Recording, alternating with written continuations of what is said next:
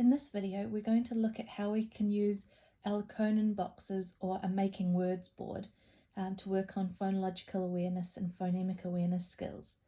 So what we're going to be doing is using some counters to represent the sounds that we hear in words. And the reason we're starting with counters is because we want our kids to really listen to the words and listen to the sounds they hear without the added complexity of then having to think about which letters or graphemes match up with those sounds. So we start off just to make it easier with just listening to what we hear. And we're just going to start with words that only have two sounds to start with. So what we're going to do is we're going to say a word, and our word might be in. And what we do is we point to the sounds that we hear, in the word in. Then we're going to slide them down to make the word and then we've got this arrow here. We start here and we're going to blend those sounds together. So remember we had in.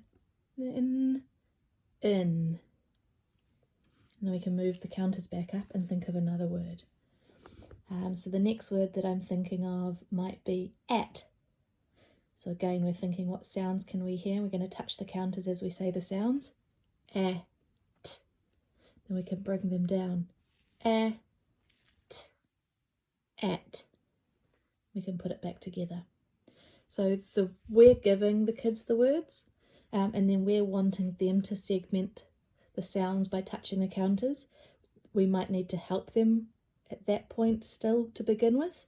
And then with that model though, we're hoping that they will start to bring the counters down and then be able to put it back together, put the sounds back together to say the word. So let's do another one. If our word was if, we'd tell the child, show me the sounds in if, and we want them to be able to say if.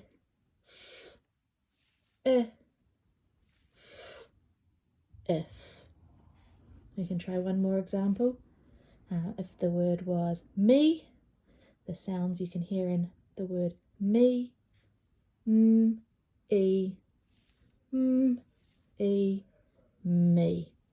Once kids get really good at doing that, we can actually move on to having 3 counters instead of just 2. So if I move this one out of the way and find one with enough for 3 sounds.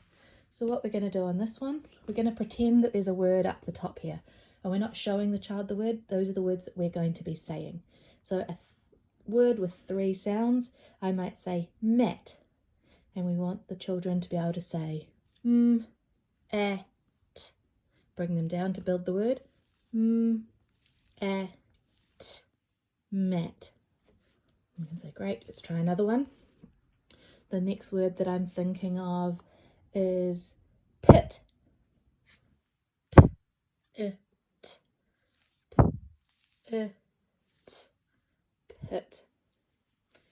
Bring them back up. We can think of another word that we might be able to do. Let's think about map. Map.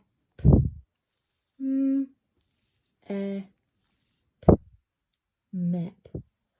Once we're getting really good at this, we can actually start to then bring in letters. So I'll show you that in another video.